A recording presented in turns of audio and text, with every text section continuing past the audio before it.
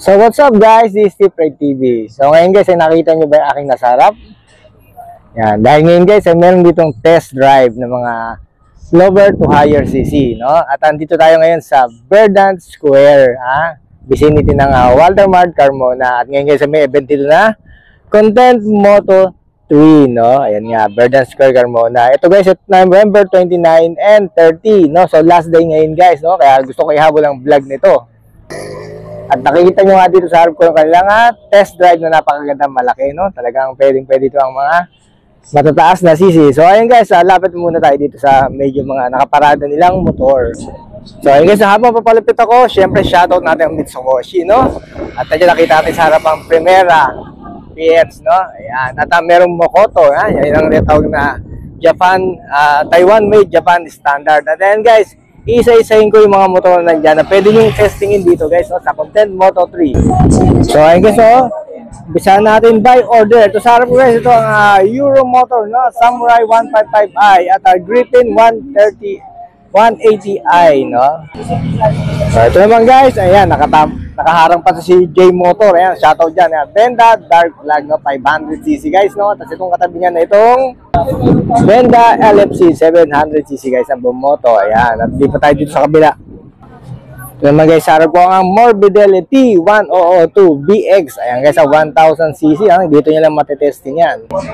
At ito naman guys, ang Benelli TRX 502X. At ito naman guys, ang Benelli 502C, no, ang madalas kong makita dito sa mga mga highway. Ayan, marami nagamit yan guys.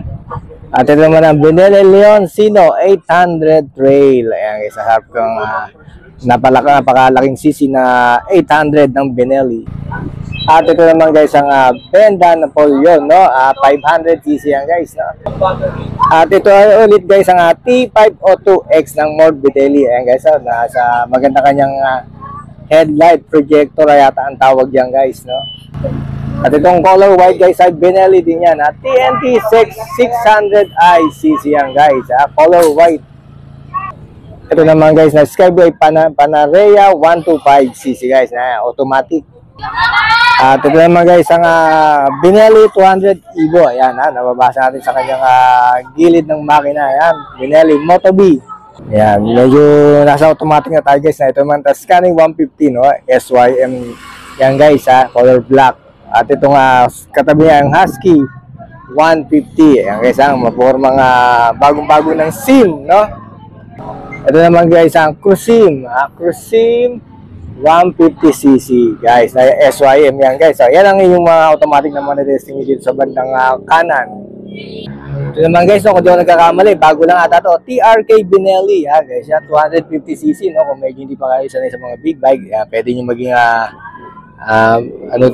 bilhin, mag-start din kayo bago kayo gumamit ng higher cc. Adventure yan guys, adventure bike. Ito naman guys, ang Euro motor, no, Samurai 155i. Kung di ako nagkakamali, yan.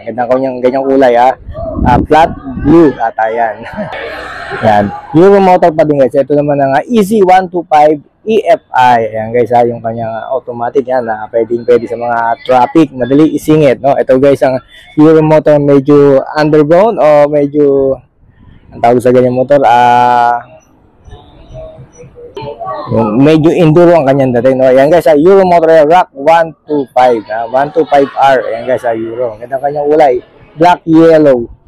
At syempre, pag hahanap nyo ay 150cc lang, dito pa rin ang SYM Cruising 150 GT. Ayan guys, napaka-forma ng motor na yan, no. Yung may harap, meron siyang kilay sa ilalim at matalas ang kanyang LED lights. Syempre, kung ka-racer ang hanap nyo, ito talagang available pa rin itong 152cc na Euro Keyway, Keyway, yan, nakalagay kasing Euro 3, yan, ka-racer Keyway. Ayan guys, sa harap ko yan. At ito naman, malapit na tayo guys tapos pangalawa sa uli, kung gusto yung mga pang-business na motor, no? May clutch na Pantaydaan Hari 186cc and 125cc, no? Euro motor yan guys, no? Yan.